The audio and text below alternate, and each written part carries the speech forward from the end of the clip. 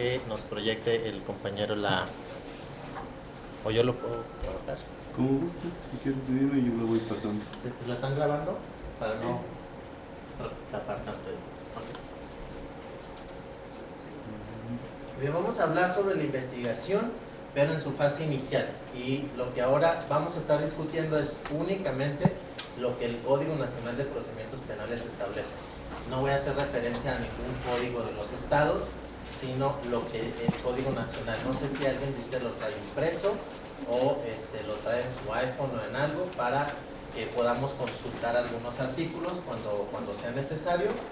Entonces, para que lo tengan a la mano, yo no lo tengo aquí, entonces también a algunos les voy a pedir que busquen lo que el artículo o el Código Nacional establece. Entonces, el objetivo de nuestra sesión va a ser, vamos a tratar de cubrir este temario. Voy a dar una breve introducción del tema con los objetivos de la reforma. Creo que es importante, siendo el primer día de la semana, tenemos que pensar, tenemos que hablar del por qué cambiamos, por qué la reforma.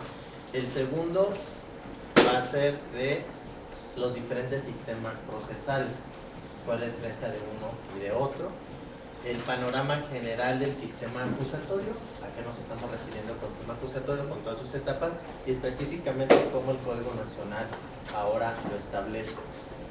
De ahí vamos a hablar sobre algunas nociones básicas de la investigación. Entonces vamos a hablar sobre criminalística, la ciencia forense, los objetivos de la investigación, la construcción de la teoría del caso, vamos a hablar sobre la verdad histórica versus la verdad jurídica, las personas involucradas dentro de la investigación, quién participa o quién está involucrado, y vamos a hablar sobre los derechos humanos en esta parte de la investigación. Ya después nos vamos a centrar en la fase de la investigación inicial con la noticia criminal, la detención, los derechos durante la detención, el informe policial, la puesta a disposición, la escena del hecho o escena del hallazgo, los indicios, todo lo que se va recabando, la evidencia, cuando el indicio se convierte en evidencia, y en el dato probatorio, el medio probatorio, y no vamos a hablar de la prueba porque no estamos hablando de juicio oral. El embalaje y todo el proceso de la cadena de custodia, creo que les entregaron un formato de la cadena de custodia de la PGR, entonces vamos a utilizar ese formato, pero vamos a ver otros formatos. Sí vamos a ver qué otros estados utilizan, y vamos a hablar sobre las actividades de investigación, apoyo judicial, la carpeta de investigación y el ejercicio de la acción penal versus el no ejercicio de la acción penal. Finalmente vamos a concluir el curso. Entonces, ese es nuestro objetivo durante este día, la mañana y la tarde. ¿Sí? Muy bien, ¿alguna pregunta? ¿Quieren que le agreguemos algo? Sí, entonces les vamos a pedir, si tienen alguna pregunta sobre las otras etapas, la investigación complementaria, la etapa intermedia, juicio oral, eso anótenla, y aunque se estén muriendo de hacer la pregunta, para concentrarnos en lo que a nosotros, en nuestro caso, planteen esa pregunta en la etapa correspondiente. ¿Sí? Entonces ahorita únicamente es esta investigación antes de judicializar el caso. Muy bien. Primero vamos a hablar sobre el por qué. ¿Por qué reformamos? Y eso es una lluvia de ideas. ¿Le puedes pasar, por favor? Cuando estamos hablando de las reformas, que yo aquí le llamo las reformas, estamos hablando de 4 reformas constitucionales que impactan en nuestro tema.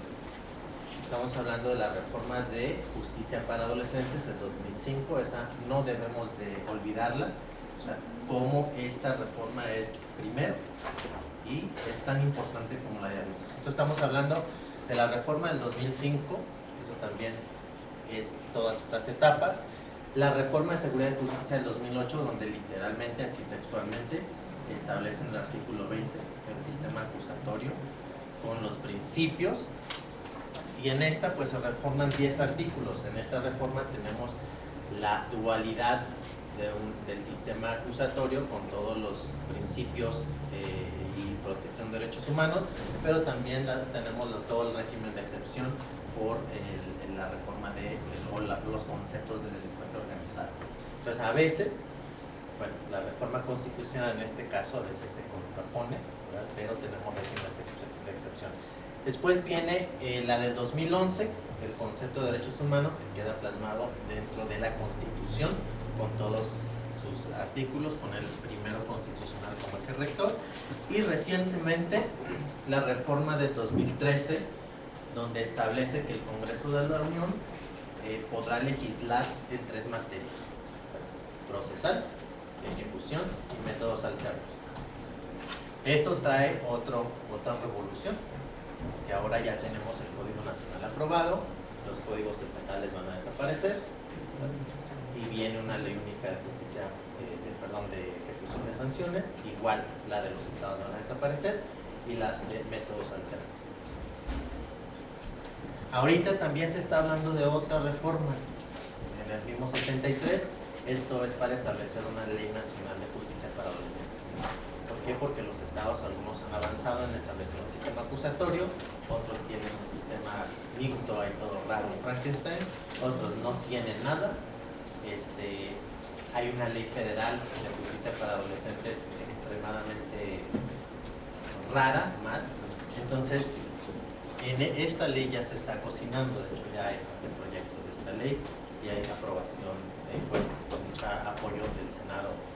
Pero entonces todo esto está creando una gran revolución en nuestro sistema jurídico penal.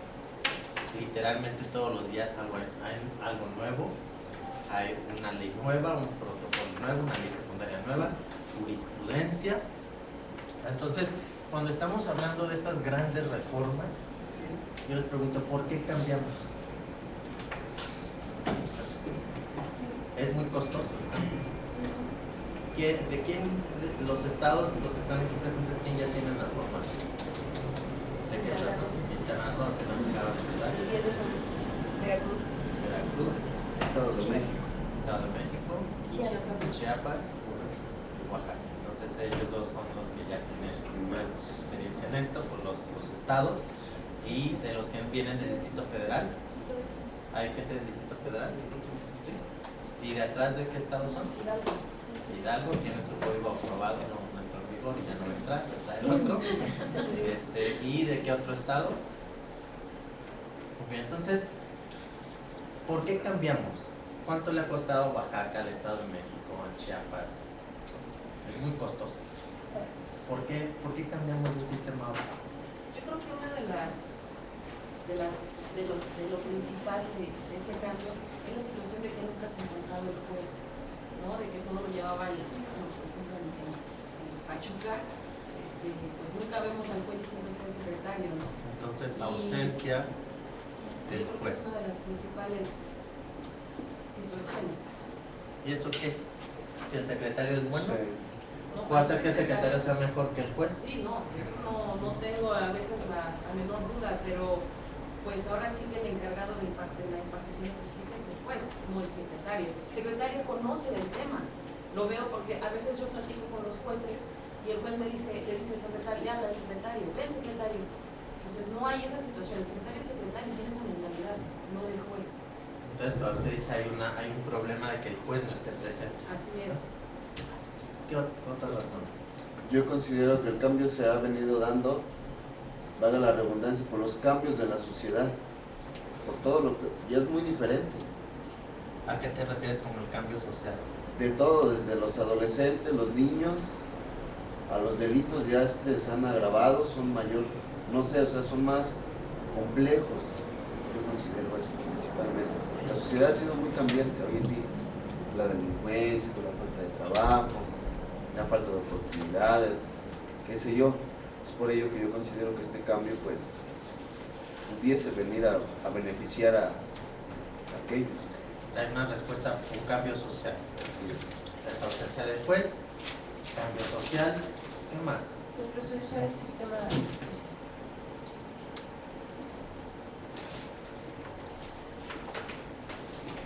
despresurizar el sistema. ¿Por qué? ¿Para qué? Está muy... La forma en la que lo estamos manejando, que pareciera dispositivo, es lo que ha hecho que las cárceles estén llenas, incluso con gente que está pagando, que está preventivamente por delitos menores, porque no tienen para la fianza, y por eso se crean los sistemas alternativos, precisamente para que no todo el mundo vaya a la cárcel, sino nada más los que marcaban el acto de vecino. Entonces está hablando de hacinamiento Así es, carcelario. hacinamiento carcelario, para evitar el hacinamiento carcelario y presurizar el sistema de justicia.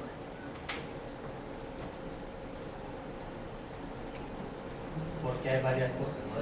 Sí, ya nada más van a estar Salvo- preventiva los que marcan la activación de la Constitución. Son menos, aparentemente son menos. Hay más también. Porque no hay una certidumbre jurídica como tal en el sistema, tiene muchas lagunas en diversas etapas. Entonces, por lo tal, se quiere hacer más ágil, tiene que haber más diversos mecanismos, una mayor certidumbre jurídica hacia todas las personas, porque actualmente es muy cerrado todas las diversas etapas de la investigación. ¿A qué te refieres con que falta de certeza? Ajá, las investigaciones realizadas por el Ministerio Público muchas veces carecen de ciertos elementos necesarios. Por ejemplo, se le da una apertura más a la víctima, ¿no? De poder realizar el ejercicio de la acción penal. En diversos casos, ¿no? Ya no tanto con el Ministerio Público. Entonces dirías como deficiencia en la investigación. Está parado. Se está transmitiendo en vivo, entonces no se escucha.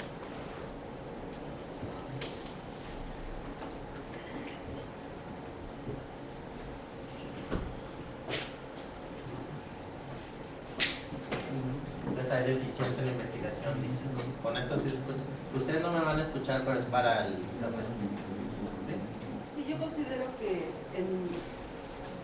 uniendo todos los puntos de vista a que ha dado lugar el cambio del sistema de justicia, principalmente creo que por fin se detectó que el sistema tradicional es inhumano.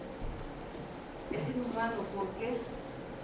Porque el privar de la libertad a las personas, si hablamos de la prisión preventiva, los delitos graves, el dejar a las personas privadas de la libertad en tanto se conoce o se dirime su proceso, para después de 3, 4, 5 años muchas veces dictar una absolutoria, y todo ese tiempo que pasan privados de la libertad, ¿qué? Y entonces se torna inhumano. Sí, para mí el sistema de justicia penal existente es inhumano. Entonces, considero que las organizaciones internacionales, precisamente por eso, empezaron a poner sus ojos en esas cuestiones. Las cárceles se hacinaron, las familias se deterioraron, ¿sí? Porque cuando un ser querido entra a la prisión, toda la familia sufre el dolor, ¿sí? Entonces, se fue haciendo engorroso el sistema de justicia inquisitivo, de tal manera, yo siempre lo he comparado como aquel problema que tuvimos con los tantos ceros en el peso, ¿verdad? ¿Sí? Cuando se le quitaron tantos ceros al peso, como que empezamos a manejarlo de manera más un peso del... ¿verdad? Se quitó un peso. Del peso. Cuando se sinceraron los pesos, como dice que le dijo un peso a otro peso, seamos sinceros, ¿verdad? Sí, entonces, Solamente aquí valemos está un peso. ocurriendo eso. Creo que a todos nos está llegando de manera determinante la idea de que el nuevo sistema de justicia que se está implementando es mucho mejor, ¿sí? Es mucho mejor. Sí nos causa cierto temor, quizá iniciarlo, vemos a los litigantes, balanceárselo a otro, titubear y todo, ¿sí? Pero pues es como todo, nadie nace sabiendo y tenemos que aprenderlo. Lo único que se necesita es la disposición de poder aprenderlo, ¿verdad? Influye también en el punto de vista económico. El sistema tradicional se había vuelto muy caro desde el punto de vista de personal, sostener las cárceles, como dicen, hacinadas. Entonces, con este nuevo sistema también viene a largo plazo un ahorro desde el punto de vista económico. Yo creo que los que faltarían sería duración del procedimiento. Primero, el requisitorio era demasiado largo, y algo que tiene que ver con la doble o triple sentencia. El tradicional o el actual totalmente implicaba que cuando consignaba el Ministerio Público, pasaba la consignación, el juez se limitaba a sentenciar en base a la consignación. De hecho, desde el auto de formal prisión usualmente ya tenías cómo iba a salir la sentencia de primera instancia. ¿Eso cómo le llamarías? No, pues doble sentencia, o sea, ya conocían la causa. No existía realmente un juicio como tal, o sea, quien terminaba determinando era quien realizaba la investigación. Entonces podríamos decir la preeminencia del Ministerio Público como un órgano cuasi judicial. Entonces aquí vamos a poner Ministerio Público, vamos a poner aquí órgano cuasi judicial.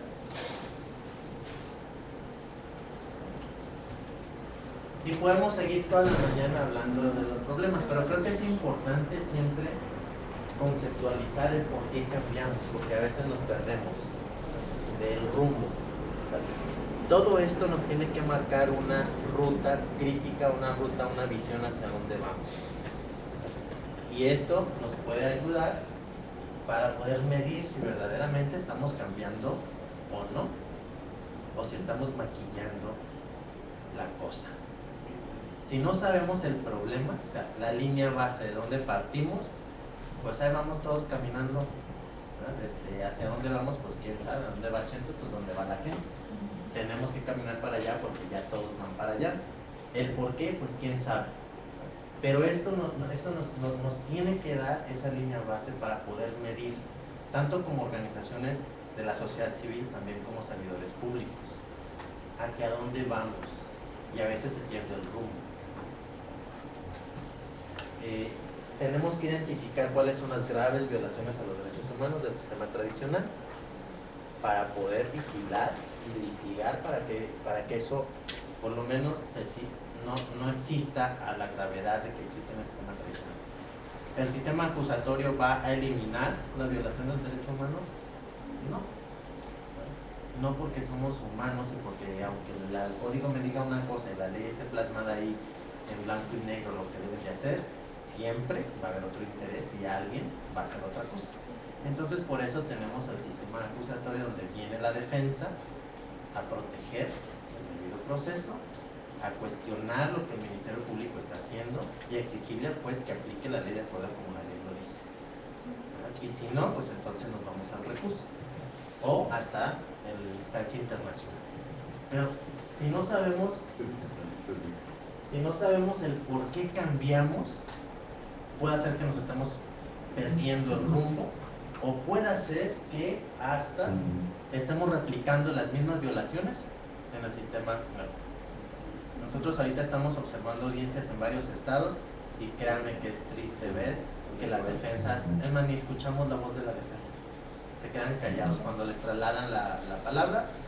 Su señoría resuelva conforme a derecho. Esto es lo más común. No sé si aquí alguien de ustedes ha observado audiencias, pero es lo que responde.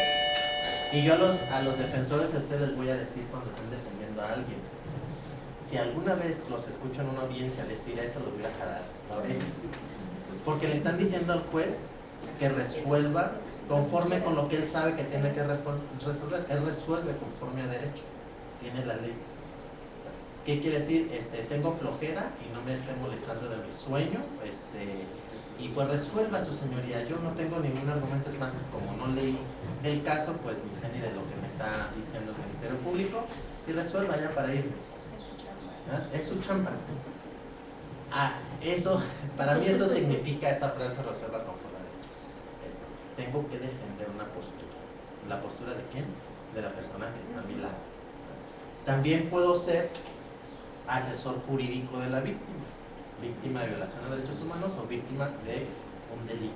y también tengo que defender esa postura.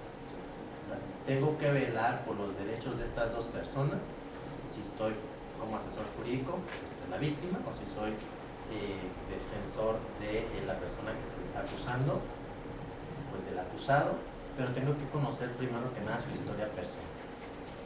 Si no conozco su historia personal y cómo se dieron los hechos, jamás en la vida, aunque me sepa de memoria toda la jurisprudencia, todas las sentencias de la Corte Interamericana y los códigos y los instrumentos al revés y al derecho, no voy a poder defender porque me falta el ingrediente principal, conocer la historia de ese ser humano.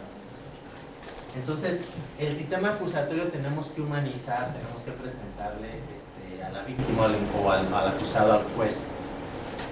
Pero recuerden, este sistema el juez no habló con ellos, no va a leer los escritos ni el caso que ustedes ahorita tienen. El juez llega blanco a la audiencia, en teoría, ¿verdad? Bueno, debe ser blanco a la audiencia y va a resolver conforme a lo que las partes le expongan. Si no, va a estar mal. Entonces, ¿quién debe de conocer esa historia? Los litigantes. Ese es el primer derecho humano, ¿verdad? Y desde ahí tenemos que partir. Las personas, para que tengan voz, pues tiene el profesional de derecho ahí, el técnico. Pero si el técnico ni le escucha, entonces ahí el mismo técnico está violando sus derechos humanos. Es el primero que le viola el derecho humano a quien va a representar. Porque ¿cómo vamos a querer que el juez le haga justicia cuando yo el instrumento de transmisor de información no sé si tiene hijos, no sé si tiene esposa, no sé quiénes son, no sé si alguien está enfermo? Entonces, ¿cómo voy a litigar contra una medida cautelar de prisión preventiva? Cuando decía aquí la compañera, cuando envías a alguien a prisión, afecta a todo el entorno familiar, ¿verdad? Pero si no sé cuál es el entorno, ¿qué le voy a exponer al juez? Nada. Entonces desde ahí tenemos que partir. Entonces aquí es el por qué cambiamos, por qué se está invirtiendo tanto dinero, y es bien caro. Ahorita es bien caro porque los estados tienen dos sistemas paralelos. Entonces sí hay ausencia del juez. Todo esto se traduce en violación al derecho humano. Si el juez no está presente y ya viene todo encaminado con lo que el Ministerio Público hace. Recuerden el sistema tradicional, hay fe pública, ¿verdad? ¿Qué quiere decir fe pública? Ese órgano investigador dice que lo que está investigando es como es. Y entonces pues el juez ya dice, bueno, ya hay una fe pública, yo ya pasa, ¿verdad? También está la prueba tasada. La prueba tasada ya me dice cómo valorar, pasa. Por eso al juez le amarramos las manitas, le quitamos su autoridad. Entonces, en ese sentido, se viola todo el debido proceso. La defensa, ¿cómo va a poder defender? ¿Cómo va a poder contradecir? Es imposible. Entonces, aquí estamos viendo, o sea, esto no nada más es que lo escuché en algún lugar, no. Tenemos que ver cuál es la trascendencia de esto. Tenemos que ver cuando en una audiencia no nos quieran dejar contraexaminar a una persona. ¿Qué significa eso?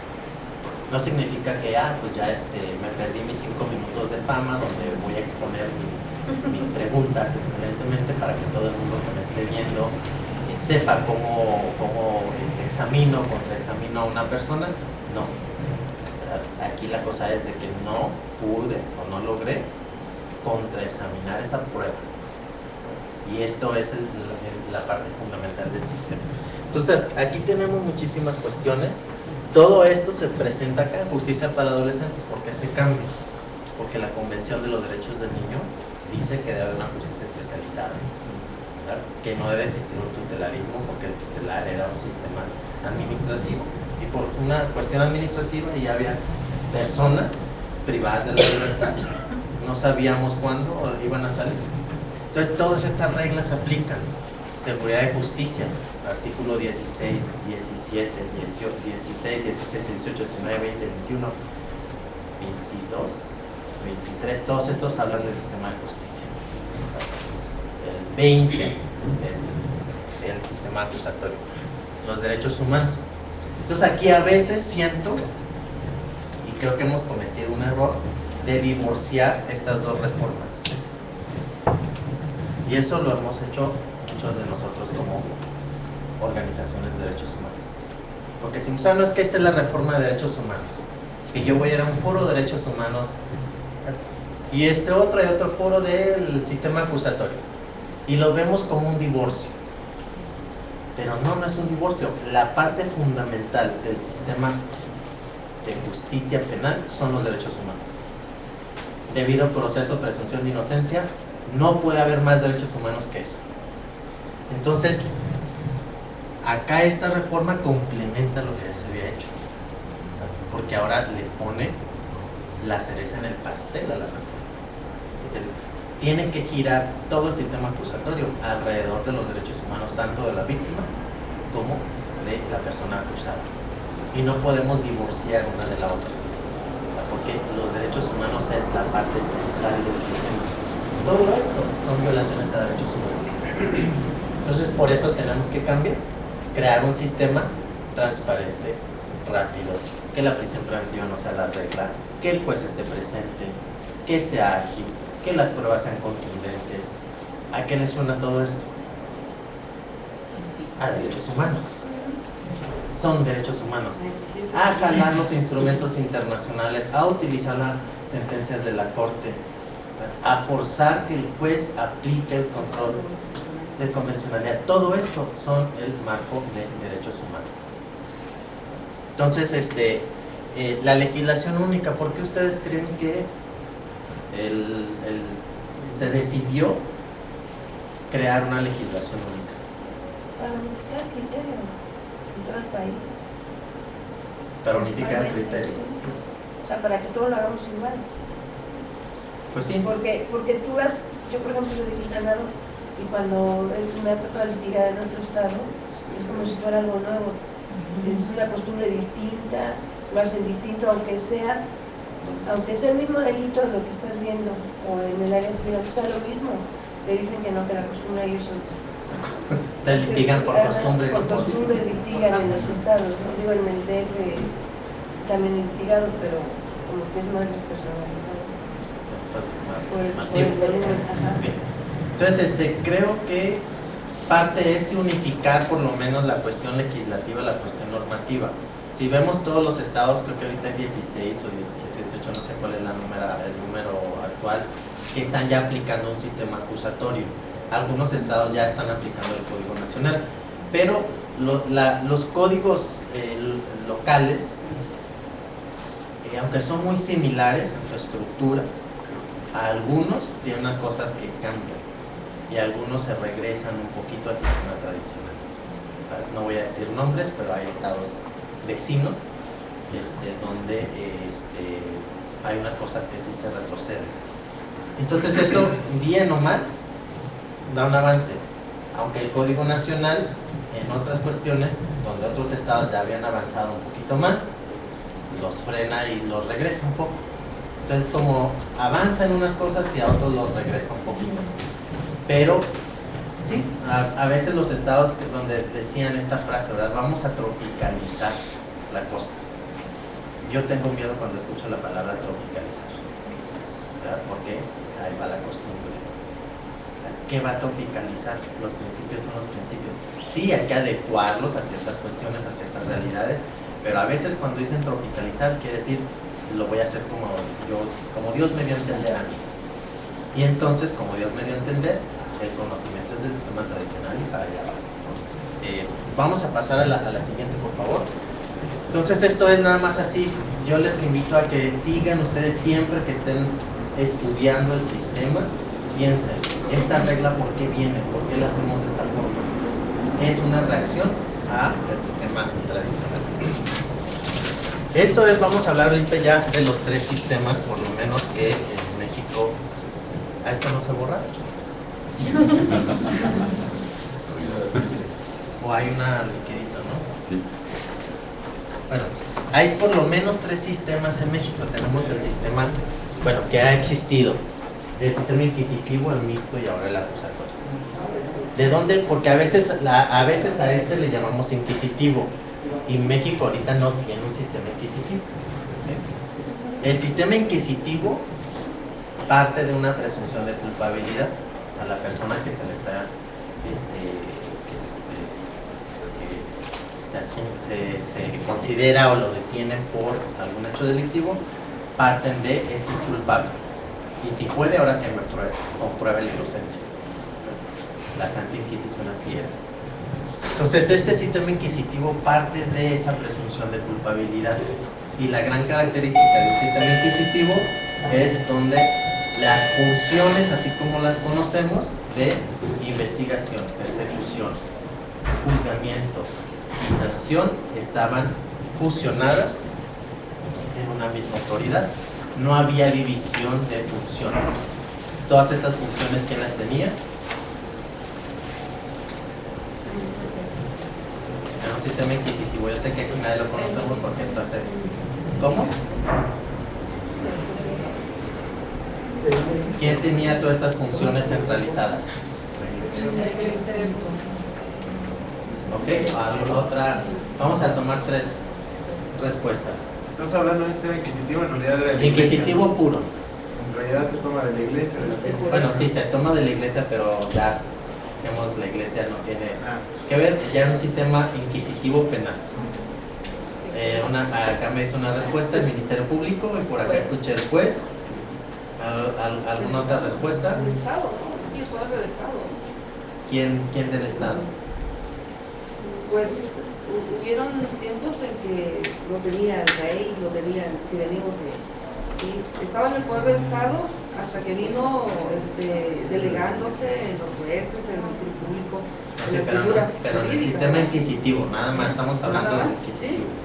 ¿Quién tenía el poder? La propia Inquisición. policía de investigación. ¿Y ella de quién dependía? El poder El judicial. público en la previa y después en el juicio. La policía dependía del Ministerio Público, Pero pues se la sentencia.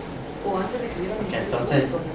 antes de que existiera el Ministerio Público, ¿verdad? Antes. El sistema inquisitivo no había Ministerio Público, no había defensa. El sistema inquisitivo era el juez. Si hablamos del tiempo de la corona, el representante del rey venía siendo el que investigaba, sancionaba y hacía que se cumpliera la ley. Esa era una figura judicial. Entonces era dentro de la iglesia, pues vean cómo fue la Santa Inquisición. Dentro de la iglesia se toman esos modelos. Entonces ese modelo, por eso aquí decimos, hay ausencia de división de funciones. Todas estas funciones estaban centralizadas en un juez. Y había un juez de instrucción. ¿Alguien ha escuchado la palabra juez de instrucción? El juez de instrucción era el quien hacía la investigación. Esos procesos usualmente eran secretos, eran por escrito, habría prueba tasada. Donde le decía al juez, bueno, así es como voy a valorar. Y el juez de instrucción es quien tenía a su mando el órgano auxiliar de la policía.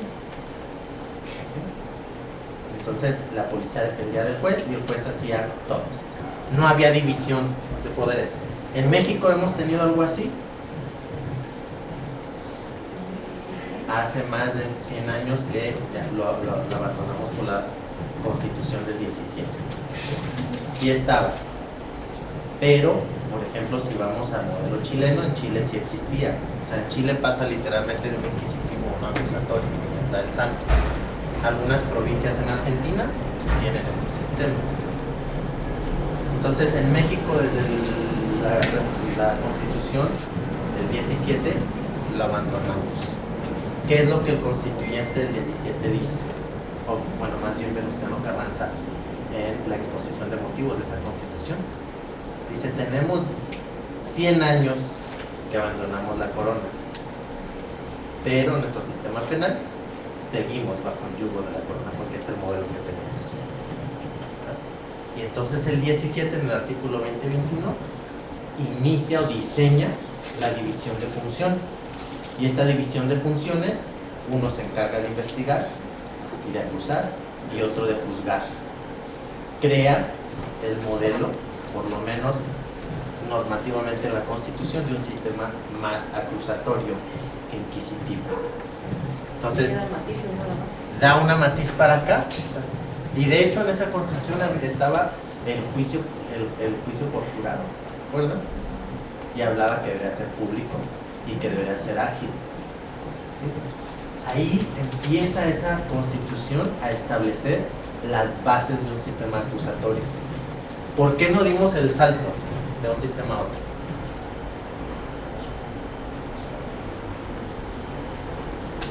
¿Quién? ¿Por qué? Por Inquisición. No, la Inquisición está acá. Ya la Inquisición no está. Pero hacer el cambio era la transición del poder. ¿Cómo? Hacer el cambio era la transición del poder y no querían soltar el poder. No quieran soltar el poder, pero es una cuestión más normativa. En el 17 se reforma la Constitución. ¿Qué más necesitamos para que un sistema procesal funcione? Personas capacitadas. Y antes de las personas capacitadas, la estructura. ¿A qué te refieres con la estructura? Digo, la infraestructura de la estructura, y antes de la infraestructura, La ley formal. la ley, ¿verdad? Necesitamos la ley. O sea, algo que lo regule. Exacto. El Código Federal de Procedimientos Penales actualmente vigente en nuestro país, ¿en qué año se publicó? 34, 36, por ahí, ¿sí? Todavía tenemos ese código. ¿Qué pasó del 17 al 34, 36? ¿Cuántos años pasaron? 17, Una quinceañera, ¿verdad? Entonces el sistema no se podía parar porque no había código. Las personas iban a continuar pues involucrándose en el hecho delictivo. El operador, ¿qué creen que diseñó? ¿Cómo iba a funcionar? Pues con las reglas del sistema que conoces, natural, ¿verdad? ¿De dónde voy a jalar otras reglas? ¿Cómo voy a funcionar? Y entonces si vemos ese código, tiene reglas, bueno, estructuralmente, como que están para acá, pero jalándose al sistema inquisitivo. Por eso el sistema tradicional, que actualmente está vigente todavía en México, le llamamos el sistema mixto con tendencias al inquisitivo, ¿verdad? Pero no es un sistema inquisitivo. ¿Por qué no es? Porque ya hay una división de funciones, ya existe un ministerio público por un lado, existe un juez por otro lado y existe algo que se llama defensa. Aunque a veces las defensas están como son los sótanos de direcciones y jefatura en algunos estados. En otros estados como Nuevo León, por ejemplo, tiene ya un instituto excelentemente formado. De hecho, lean esa ley, cómo está estructurado ese instituto. Está muy bien. Pero en el mixto entonces hay una preeminencia, alguien acá dijo, ¿no? El Ministerio Público, órgano cuasi judicial. Y ahorita vamos a hablar de la investigación. ¿Cómo se le quita la fe pública al Ministerio Público y por qué? ¿Y por qué se le quita la prueba tasada?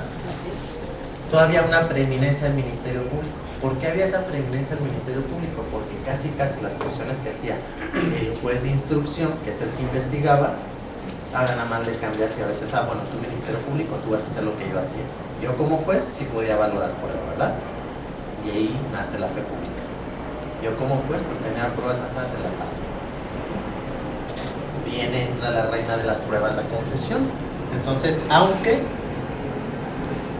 aquí le puse violación de presunción de inocencia, no le quise decir que había ausencia de presunción de inocencia, porque de acuerdo a la tesis, si analizas varios artículos de por aquí, de por allá, hay como presunción de inocencia, pero en la práctica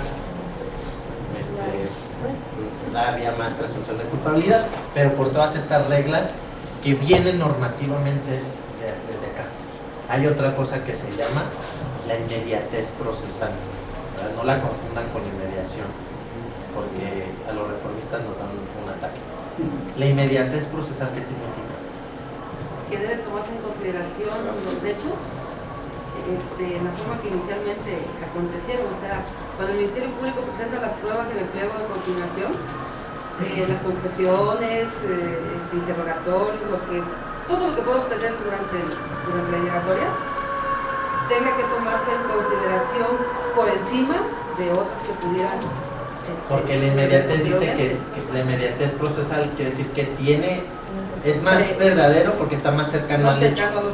Entonces esas entrevistas o declaraciones que se hacían inmediatamente después, no sabemos si era bajo presión o cómo, pero esa estaban más, tenían mayor validez. Se dice que bajo el consejo técnico del abogado litigante. Sí. O sea, ya lo aconsejó. Bajo la firma. Muy bien. Y entonces ahí viene la confesión, ahí vienen las otras entrevistas, y ya después que un testigo, un policía diga, es que me presionaron, es que no era así, entonces ya había por regla, no puedes cambiar porque por inmediatez procesal lo que declaraste inicialmente tiene mayor validez. Entonces, si tenemos esas tres reglas, la inmediatez procesal, la prueba tasada y ¿qué habíamos dicho la otra? La fe pública, ¿dónde queda la investigación científica? No hay. Y entonces esa es la gran diferencia de una averiguación previa a una investigación. ¿Qué significa la palabra averiguar? ¿Es lo mismo que investigar? No. Algunos dicen que averiguación previa a investigación es lo mismo y nada más es cambio de palabras, pero no. Son fundamentalmente diferentes. Y la averiguación tiene como ventaja la fe pública y tiene como ventaja la inmediatez y tiene como ventaja la prueba tasada, la confesión siendo la regla de las pruebas. Por eso ahí entonces hay incentivos para torturar y para otras cuestiones que todos ustedes saben que ocurren en los estados. ¿Mande? O que no se han dicho, porque tal vez nadie denuncia, pero de que ocurren, ¿verdad?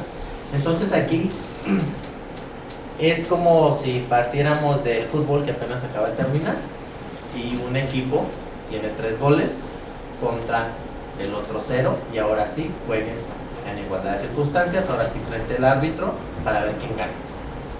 Pues el que tiene 0 goles. En la defensa se va. Entonces, por diseño tenemos un sistema mixto, pero más tendiente porque recoge algunas reglas de acá. Es escrito de prueba tasada. Y recuerdan cuando existía lo que le llamaban, entre comillas, la policía judicial. Aquí en el DF hace poco se desarrolló, o sea, bueno, la renombraron. Pero si están dentro de la reforma, no digan policía judicial, digan policía investigadora o ministerial. ¿De dónde viene la palabra policía judicial? Primero, la palabra judicial es de juez, ¿verdad? Esa policía en el sistema inquisitivo era la del juez, pero fíjense que hasta eso arrastramos. La policía judicial, aunque dependía del Ministerio Público, pero la palabra era judicial. Entonces ahora estamos hablando de otra cosa. Entonces ahorita tenemos un mixto y ahorita estamos transitando a este acusatorio con el debido proceso y la presunción de inocencia como sus piedras angulares, es decir, derechos humanos como la parte central, y el acusatorio se distingue por la división de funciones. El juez hace una cosa, el Ministerio Público hace otra cosa, la defensa hace otra cosa, pero ahora reconoce que en el sistema mixto no había igualdad de circunstancias entre las partes, y entonces le dice, primero, el Ministerio Público y la defensa tienen que estar en igualdad de circunstancias en la investigación, tienen que tener acceso, los dos tienen que ver qué es lo que tienen, ¿verdad? Entonces por eso hay una audiencia intermedia donde se presentan las pruebas, tiene que haber, la defensa tiene que tener acceso al detenido y a la carpeta de investigación desde el primer momento, no como en el sistema tradicional que no se la querían prestar, o pagan, ¿verdad? O no había todo. Entonces ya no estamos en igualdad. En el sistema acusatorio tiene que haber esa igualdad de circunstancias entre los dos, y por eso ahora la defensa como que está renaciendo y posicionándose donde siempre debió de haber estado.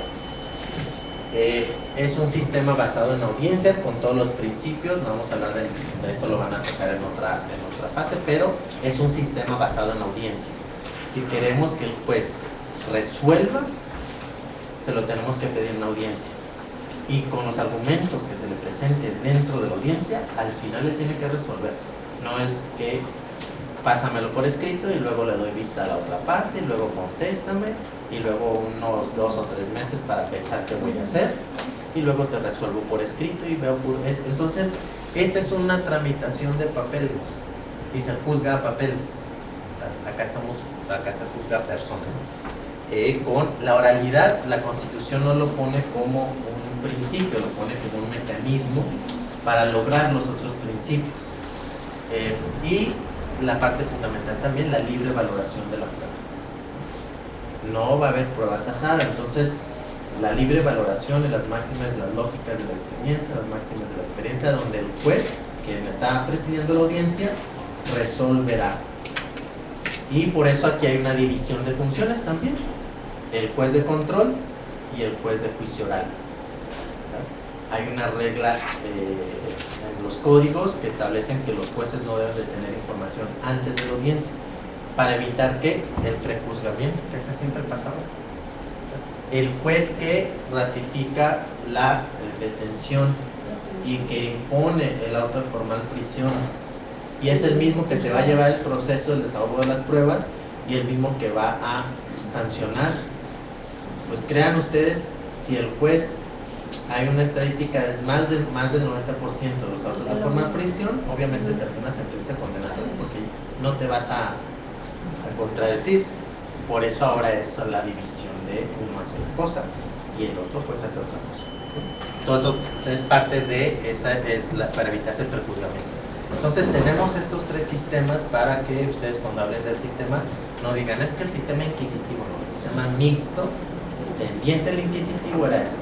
El inquisitivo no lo tenemos desde hace muchos años. Puede ser que pareciera inquisitivo por las prácticas, por la imposición, pero es mixto con tendencias de allá. Ahora tenemos aquí, y ahorita aquí hay una tensión bárbara, ¿verdad? Es normal que el ser humano psicológicamente va a gravitar hacia la experiencia que tiene en su cerebro, y la experiencia que tiene son acá, los principios y todo eso. Entonces a veces vemos unas audiencias que decimos, no, es que el principio va a ser esto, se debe de sancionar o sentenciar basado en estos principios, y vemos pues que si tal eso es normal y nos va a tomar 1 o 2 generaciones para verdaderamente estar en este sistema. Me parece que nos hizo falta allí como motivo de cambio que el nuevo sistema de alguna manera, porque pues tengo tendencia a hacer algunos comparativos como lo hice con el nuevo peso, ¿verdad? Creo que la cuestión de la corruptela, ¿no? De los actos de corruptela respecto a los servidores públicos, ¿sí? Va a ser muy importante, de alguna manera lo va a disminuir, porque ¿dónde viene la comparación en este momento? Yo lo comparo con los actos de los narcotraficantes, ¿verdad? Siempre he dicho que el narcotraficante ha buscado a lo largo de la historia la forma de cómo realizar sus transacciones.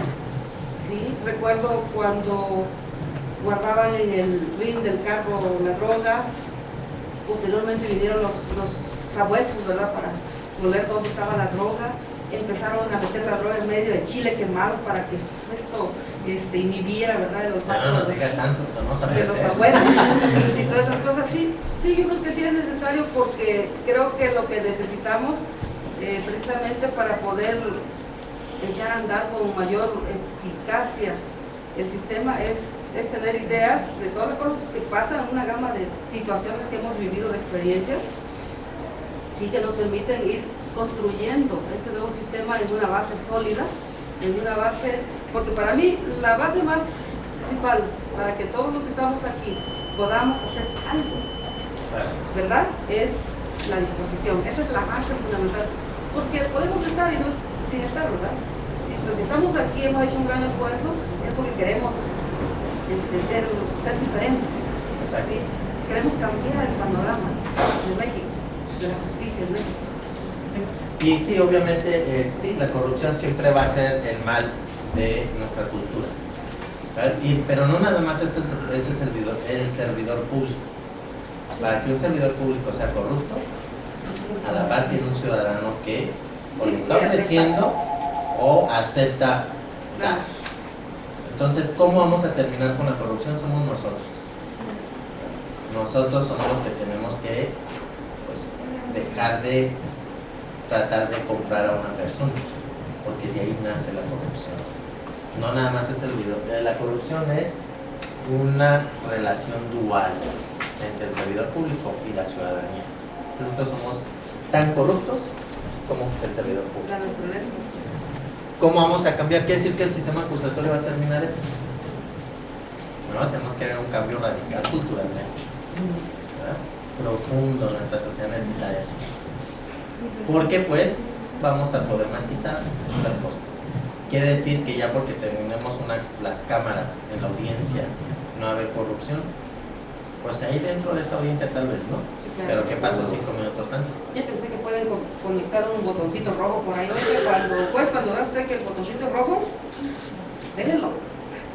Sí, no sé, pues ustedes, de ninguna manera. Sí, pero esto es el cáncer que afecta a todo el ámbito de todo nuestro sistema, no nada más en justicia, sino en todas las otras áreas de nuestra sociedad. Eso es lo que tenemos que cambiar también. Defendemos derechos humanos, pues vamos a defender el derecho humano de la sociedad, que tenemos un derecho de vivir libres de corrupción. Okay, ahí está. Okay, vamos a pasar a la otra parte. Esto casi no se ve. Déjame ver si. Ahí, ¿verdad? Ok. Esto es generalmente la estructura del sistema acusatorio con las 3 fases claramente ilustradas. Bien, pero acá esto lo vamos a retomarlo otra vez. Aquí está la noticia criminal, es lo rojo. Después son las actividades de investigación. Aquí el Ministerio Público decide 2 cosas: o ejerce la acción penal o no ejerce la acción penal. Si ejerce la acción penal, la hace de 2 formas, dependiendo si hay una persona detenida, lo va a mandar a un control de detención, y si es una persona citada, lo manda a la formulación de la imputación. ¿Okay? Aquí también va a haber justicia alternativa. Cuando decida el no ejercicio, va a ser porque se resolvió a través de justicia alternativa, a través de criterios. Pues vamos a hablar, nos vamos a enfocar en esta parte posteriormente, pero lo voy a dar así un panorama general. Esto se llama la audiencia inicial, ¿verdad? Que parte del control, si es que se judicializa con una persona detenida, de control pasa a formulación. Pero si es una persona donde se inicia con una persona citada, es decir, está en libertad, la primera audiencia es la formulación de la imputación. Después está la oportunidad de declarar, y aquí va a haber una opción: o se debate la cautelar inmediatamente después de la declaración, ahorita vamos a decir, les voy a decir por qué, después viene la vinculación, o viceversa, es formulación, vinculación y cautelar. Cuando lleguemos a esta parte traigo otra diapositiva donde abordo eso, ¿sí? Y aquí va a haber el plazo de cierre de investigación. Esto ya estamos hablando de la investigación complementaria, por eso el Código Nacional la divide. Una investigación en la parte inicial, que es antes de judicializar, y la investigación complementaria de la formulación adelante, después de la judicialización. Esta investigación va a continuar hasta que cierra el plazo, ¿vale? Y después termina el plazo de investigación, y el Ministerio Público tiene varias opciones. Si quiere continuar con el proceso, tiene que acusar formalmente, un escrito de acusación. Después la defensa lo recibe y puede contestar por escrito, o esperarse hasta la audiencia de intermedia, donde se van a ofrecer las pruebas, los errores formales de la acusación, acuerdos probatorios. Al final termina esta con un auto de apertura juicio oral. Las salidas alternas y el procedimiento abreviado es en este momento, después de la vinculación hasta antes de la apertura de juicio oral. La suspensión del proceso a prueba, el acuerdo reparatorio, y para el procedimiento abreviado la regla es que si no se ha acusado en la audiencia, tiene que acusar formalmente, ¿sí? Porque el procedimiento abreviado no hay juicio, sino que el Ministerio Público aún tiene que probar la teoría del caso con su teoría del delito y todo lo demás, todos los elementos, acreditarlos más allá de todo lo razonable, y el juez de control con esos elementos podrá sancionar, siempre y cuando el imputado acepte la participación en los hechos. Entonces aquí ya estamos hablando de la etapa intermedia. Concluye esto, se va al juicio oral, así como todo lo que es. Concluye el alegato de clausura de la defensa al juicio oral, y después los jueces se van a deliberar regresan a dar un veredicto o el fallo, condena o absolución. En caso de que sea absolutorio el fallo, se pasa a que el juez redacte su sentencia absolutoria y venga y la comunique. Ahí, los códigos me van a marcar cuántos días. Si el fallo es condenatorio, hay un tiempo, unos 5 o 10 días, los códigos marcan diferentes tiempos para una individualización de la sanción. Es otra audiencia donde las partes vienen a desahogar la prueba ofrecida en la audiencia intermedia para individualizar la sanción, ¿sí? La reparación de daños, la lesión, todo eso. Una vez que concluye esta audiencia, hay unos 5 días para que el juez prepare la sentencia e individualice, y después viene otra audiencia para comunicar la sentencia, explicar la sentencia al ya sentenciado. Hay tiempo para los recursos, ¿verdad? Cuando ya no hay recursos o se confirma la sentencia condenatoria, entonces esa sentencia queda firme. Y una vez que se queda firme, inicia la reinserción social. Si estamos hablando de una persona que está en medida cautelar, la medida cautelar va a persistir desde que se impone hasta que la sentencia queda firme, porque después seguirá otra cosa que es la reinserción social. Entonces, en un panorama general, esto es el sistema acusatorio. Como ven, también no nos podemos limitar únicamente si hablamos del juicio oral, porque el sistema comprende todas las fases, subsistemas que tienen que estar coordinados integralmente, y concluye acá en la reinserción social. Muy bien, ¿alguna pregunta hasta aquí? Después nosotros nada más nos vamos a enfocar acá. ¿Qué dice la segunda línea después de la noticia criminal? ¿Cuál? ¿Esta? Sí. Actividades de investigación. Gracias. Ok, entonces pasamos, ahora sí, ese es nuestro marco.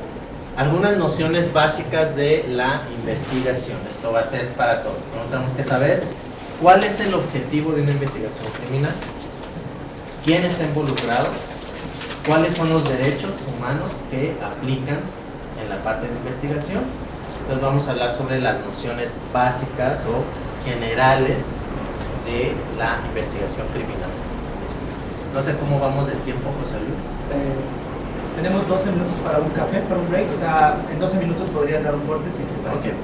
Hay preguntas aquí. Entonces, estos son los objetivos de una investigación criminal. ¿Por qué se investiga? Y recuerden, aquí no se investiga una persona, se investiga un hecho. ¿Sí?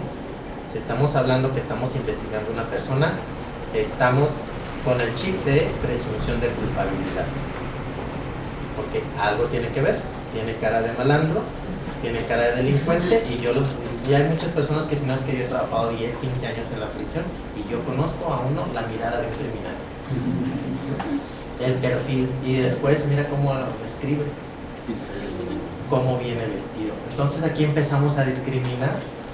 Por eso nos investiga el hecho, no a la persona. ¿Puede ser que la persona esté involucrada en ese hecho? Pues sí, todas las piezas me van a llevar a apuntar para allá, pero estoy investigando un hecho delictivo, y ahorita vamos a hacer unos ejercicios a ver si nos sale bien, ¿verdad? Todos nos vamos a convertir en todos los litigantes, Ministerio Público, Defensa, Asesor Jurídico de la Víctima, Defensores de Derechos Humanos, tenemos que saber cuestiones básicas de la criminalística y del derecho. Si no, no vamos a poder defender nada. No voy a poder hacer un directo o un contra en el juicio oral de, por ejemplo, un dictamen psicológico, si no sé cuestiones básicas de psicología.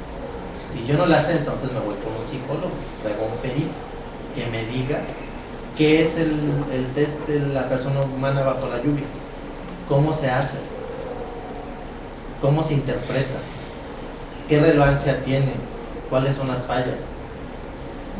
O si estamos hablando de una cuestión pericial, una violación, y el médico legista es quien valoró a la víctima.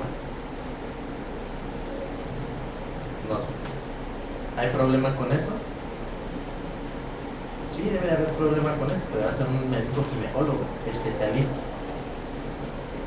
O un psicólogo está determinando que hay un trastorno psiquiátrico utilizando el DSM-4, y con eso ya se califica el trastorno psiquiátrico. El psicólogo es una cosa, la psiquiatría es otra. El psicólogo en su entrevista con la víctima o con el detenido puede decir: hay rasgos de esto, y a consideración de la valoración psicológica puede hacer, ¿verdad?, que exista un posible trastorno de personalidad o psiquiátrico, pero para definir y diagnosticar necesito la valoración psiquiátrica, que es el que va a aplicar el DSM-5 ya. A veces están hablando de un trastorno psiquiátrico, es que yo soy psicólogo, pues estoy hablando de esto, ¿verdad?, que no existe en un manual y están utilizando la versión 3, y en la versión 3 no existe, está en el 5. Entonces tenemos que saber, tenemos que estar actualizados también en la ciencia. Si nosotros no me voy a convertir en un perito de campo, no me voy a convertir en un perito de dactiloscopía, pero necesito saber cuál es el procedimiento, en cómo se hace, cuáles son los químicos que se utilizan para el metal, para la madera, para el vidrio. Porque si me estás diciendo que utilizaste un químico para el vidrio, cuando ese es el que utilizas para el metal, entonces la huella que dices que es de la persona acusada, pues no sabemos si eso no es, o si la fabricaste. Si no sé cómo interpretar los puntos, las crestas, los surcos de la huella, entonces en un directo pues no voy a quedar callado y voy a decir: sí, señora, resuelva conforme a derecho. En el directo no sé de qué este señor está hablando. Entonces, ¿cómo voy a contradecir? Si no sé cuál es la estructura de un peritaje, pues tampoco. Pues sí, señora, pues es como si me van hablando en otro idioma. Entonces tengo que saber todo eso para analizar con ojo de águila todo lo que el caso tiene. Y yo les recomiendo que el caso que les dieron, yo entreno a equipos que compiten, y nuestro régimen es muy alemán. Nuestro régimen es: cada palabra y cada punto del caso, pregúntate por qué está ahí. Y lo que no está, ¿por qué no está? Entonces tienes que analizar todo desde diferentes perspectivas para poder desarrollar una teoría del caso. Si no, no voy a tener teoría del caso y al juicio me voy a ir a pescar, porque no me preparé, o tal vez nada más me sé el chisme, ¿no?, de los hechos, o sea, la hora, el lugar y la fecha, pero ya más a profundidad no sé nada, y mucho menos la ciencia pericial. Si no sé, pues leo un librito, me voy con un perito que me explique. Las cosas no son tan difíciles para hacerlo. Entonces, los objetivos van a ser, compañero, por favor, vamos a partir, la investigación tiene este objetivo. Partimos desde la escena del hecho y el hallazgo, y fíjense, noten que yo no le estoy llamando escena del crimen, estoy llamando escena del hecho o del hallazgo, ¿sí? Desde la escena hasta una resolución del problema. Tampoco estoy diciendo que no funciona, porque se puede resolver de diferentes formas. Esta es donde inicia la investigación, y los objetivos centrales es: el primero, tenemos que saber que el Ministerio Público, de acuerdo al artículo 21, dirige la investigación y coordina a la policía y al perito, a los peritos. Y a las policías estamos hablando de todas, ¿no? De las municipales, de las investigadoras, que son de ellos, y también a las federales. Todos los que tengan algo o han tenido acercamiento con la escena del hecho, con algún posible testigo, el Ministerio Público, el fiscal que lleva el caso, constitucionalmente puede pedir su auxilio y coordinarlo.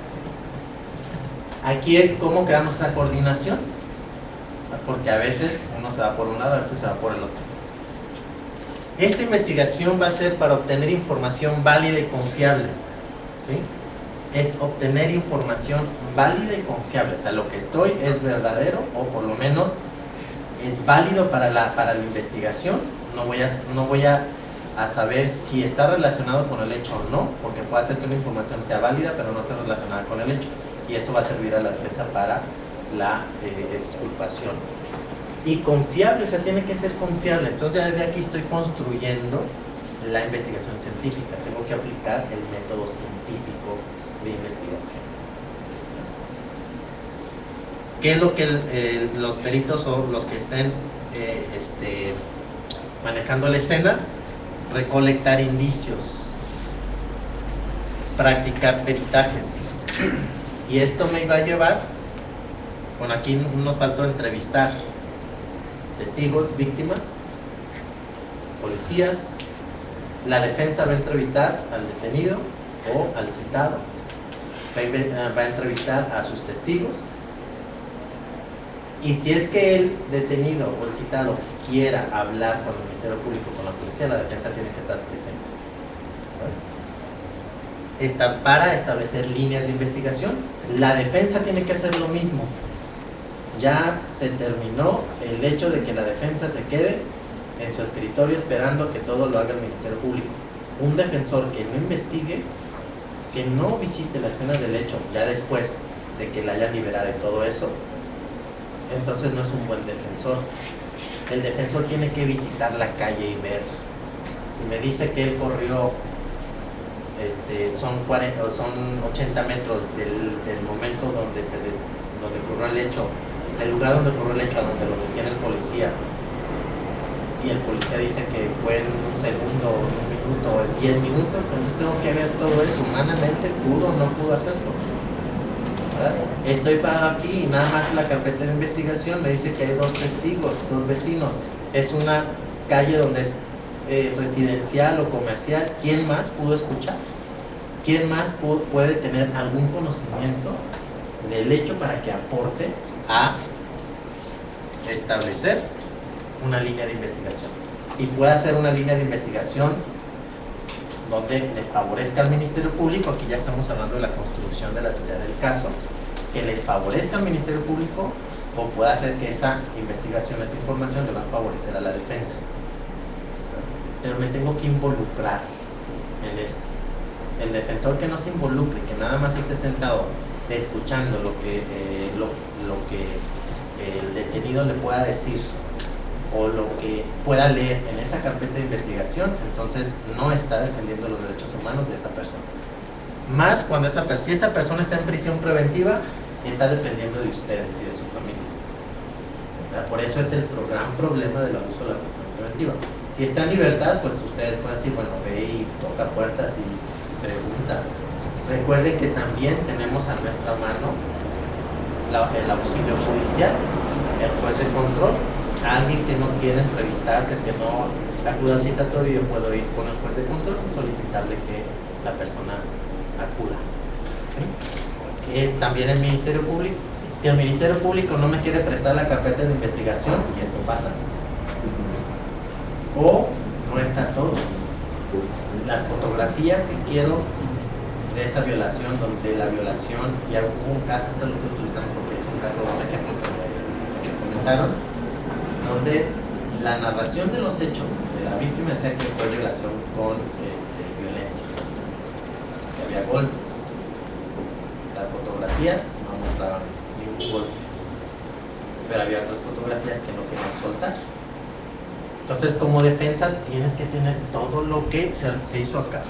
No son tus peritos, pero esos peritos están realizando una investigación para la investigación. O sea, la investigación es para el proceso, no es nada más para el Ministerio Público, y debe de ser en teoría imparcial, ¿verdad? Entonces aquí todo lo que se pueda desprender de que existe en esa investigación, la defensa tiene acceso a eso. ¿Puede ir la defensa a revisar una evidencia física que esté ya en la sala de evidencias? Sí, puede ir. Firma la cadena de custodia, no hay problema, lo puede hacer con el debido cuidado, obviamente, porque si va y destruye la prueba o no usa guantes o se la come, ¿verdad? Ya he escuchado casos de que hay personas que quieren destruir pruebas y se comen las cosas. En el sistema tradicional he escuchado que arrancan hojas y se las comen. Entonces, también tenemos que tener una ética, ¿verdad? ¿Cuál es la ética del litigante, tanto del Ministerio Público como de la defensa? Y aquí, ¿cuál es la ética del defensor? Igual les pregunto a ustedes. Supongamos que el acusado, ustedes, obviamente, ustedes van a hablar con el acusado, y en la mayoría de las veces, si el acusado, y si ustedes han hecho su buen labor, el acusado les va a decir si participó o no en el hecho. En ese caso, ¿cuál sería? Pongamos que el acusado les dice que sí participó en el hecho. ¿Cuál es la ética del defensor? Cuidar su debido proceso. Entonces acá se cuida el debido proceso. En primera, no revelar la situación real, ¿no? Si él nos está diciendo, si efectivamente yo cometí el delito, no por ese hecho nosotros tenemos que ir y decir, bueno, sí lo hizo y vaya, ponerlo como culpable, ¿no? Independientemente de lo que él nos pueda decir, nosotros como defensores tenemos de buscar siempre su libertad. Yo soy abogado postulante y vaya, no llevo muchos asuntos penales, y a pesar de que mis clientes me dicen, ¿sabe qué, licenciada? Pues sí lo hice, ¿no? Sí participé, sí estuve ahí, no por ese hecho, nosotros tenemos que ver la situación y decir, híjole, pues sí es culpable, ¿no? Siempre buscar nosotros la manera de a lo mejor de buscar su libertad, ¿no? Sin corromper a las autoridades, claro. Es velar por el debido proceso, lo que nos dice aquí la compañera. Si ya a mí me dijo el acusado que participó en el hecho, pues que el Ministerio Público con todo lo que tiene lo pruebe. Y yo voy a estar resguardando a que de la manera en como lo va a comprobar tiene que ser respetuoso del debido proceso, con pruebas contundentes, científicas, que no esté contaminado, que se respete todo. Y entonces esa va a ser mi labor, ¿verdad? De que se respete el debido proceso en cada parte, aunque haya participado o no haya participado en el hecho. Sí, iba en ese sentido, que se respete el debido proceso, pero no siempre, yo creo que es parte de la ética, no siempre buscar la libertad de las personas. O sea, no se trata de encontrar o buscar la libertad a toda costa, porque hay que entender que hay partes en el proceso y que el objetivo del juicio, como lo establece el artículo 20 constitucional, es buscar al culpable, sancionar al responsable y reparar el daño. Entonces, me parece que buscar a toda costa como defensores o defensoras que la persona salga libre, esa no es parte, digamos, o por lo menos de la ética de mi organización, ¿no? Sí es procurar, por supuesto, un juicio justo, un debido proceso, y más allá, ¿por qué no? Condiciones carcelarias, reinserción social, ¿no? Que es parte del proceso, pero no a toda costa buscar la libertad, porque entonces estamos entrando en temas también de impunidad. Bueno, yo considero, la verdad es que aquí a veces no es culpa de nosotros como defensores, sino es culpa del Ministerio Público, de la autoridad, que hace muy mal su trabajo, ¿no? Por esas situaciones nosotros a veces pues logramos las situaciones de las libertades, ¿no? A mí he tenido casos donde me da risa, tuve un homicida, por ejemplo, él fue y se presentó y dice, hay unos chavos, son 12 chavos que están detenidos, tienen casi un año, yo llevo al que mató a esta persona, y el secretario y el MP le dicen, ten, aquí está, llévate tus cosas, ya vete. Entonces no es culpa a veces de que nosotros, vaya, como defensores, pues podamos sacar a la gente, sino gran parte de esas situaciones del Ministerio Público o de las autoridades que no hacen bien su trabajo. Sí, y ahí estar velando que con lo que tienen, o sea, tienen que probar, ¿verdad? O sea, si no lo prueba, pues aunque sea un error técnico, para eso está la defensa, la contraparte, para velar que la ley se cumpla, ¿verdad? Entonces, velar ese debido proceso es la contraparte y no ser parte del Ministerio Público.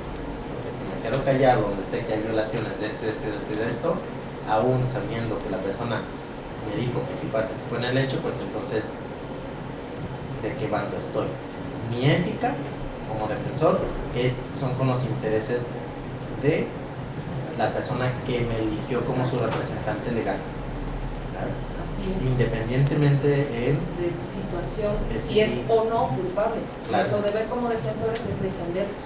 Sí. Entonces aquí también se está trabajando en una reforma constitucional sobre ética y la colegiación obligatoria. O sea, eso se está, y aparte de esto es una colegiación obligatoria con un examen, no nada más te titulas y luego te dan la cédula, no, con un examen, titulación, examen, el que lo pasa puede tener cédula, el que no lo pasa pues se puede esperar hasta que lo pase, y aparte comités de ética y un tribunal de ética para sancionar al mal abogado, porque eso todos ayudamos. Ok, entonces este es como el objetivo de la investigación. Vamos a recabar información, obtener información, practicar peritajes, todo esto para llevarme a desarrollar la línea de investigación. Y esa línea de investigación es lo que me va a servir para desarrollar mi teoría del caso. Entonces van a estar escuchando la teoría del caso durante toda esta semana. La teoría del caso se inicia a desarrollar desde aquí. En este momento puede ser que tenga 3, 4, varias teorías. Las teorías en el momento de para eso es la investigación, porque estoy conociendo más información, estoy obteniendo más peritajes, estoy realizando otras entrevistas, otros actos de investigación, y eso es donde mis líneas pueden ir cambiando, ¿verdad? Pero primero tengo que tener una hipótesis, ¿quién lo hizo? Y puede hacer que ya cuando vaya sobre esa línea de investigación obtenga otra cuestión o lea otra cosa que no lo leí desde otra perspectiva, y eso me va a dar otro giro. Y hay otra persona que tal vez está involucrado, tal vez lo hizo. Entonces ahí es como voy manejando. Ya cuando llegue al juicio, y esto es en la audiencia intermedia, cuando ya presento todas las pruebas como Ministerio Público o como defensa en la acusación, ahí ya mi teoría tiene que ser única, inflexible. Si mi teoría en ese momento todavía es, pues puede ser que sea esto, puede ser que sea lo otro, quiere decir que no investigué bien. Y quiere decir que no tengo toda la información desde acá. Y ya no puedo regresar a investigar más. Entonces, o uno va a estar mal o el otro va a estar peor, ¿verdad? Entonces aquí, este es el momento en que tengo que desarrollar diferentes líneas de investigación. ¿Cómo se desarrolla? El perito, el policía ministerial está investigando una cosa. El perito de campo es otro, ¿verdad? El médico legista me trae otra visión. El de dactiloscopía. Entonces, idealmente, es tener una sesión como estas. El Ministerio Público dice, dirige y conduce la investigación. ¿Eso qué significa? Que nada más envía oficios ordenando. Yo envío oficio, ordeno, trae la prueba, ahora yo la analizo. Perito, venga y dígame qué encontró, cuál es su visión. Usted es el investigador. Yo como Ministerio Público, ¿qué soy? ¿Mi formación qué es? Bueno, todos aquí son abogados y abogadas. Sí. ¿Sí? ¿Cuál es su formación? De derecho, ¿verdad? En algunas facultades les dan medicina legal, puede ser, no en todas. En otras puede ser que les den esta charla de investigación, no en todas.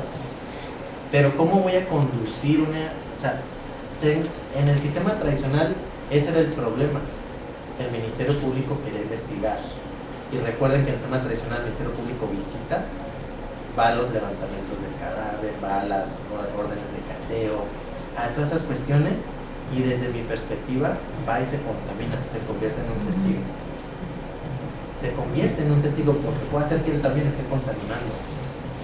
Entonces, ¿por qué no le dejas la investigación a quien está formado para eso? Peritos y en teoría la policía investigadora. Bueno, y si no, pues entonces este sistema requiere que la policía investigadora la forme como investigadores científicos. Entonces, la defensa también tiene que tener lo mismo. Idealmente, en un mundo ideal, sería periciales autónomos para que los dos tengan acceso a esos peritos. Pero es para desarrollar estas cuestiones. Creo que ya es nuestro receso. Cuando regresemos, continuamos con esta charla y vamos a lo que sigue. Pueden pasar por aquí en la cocina, hay galletas, jugos, café. Pueden bajar al jardín, hay bancas, hay sol y hay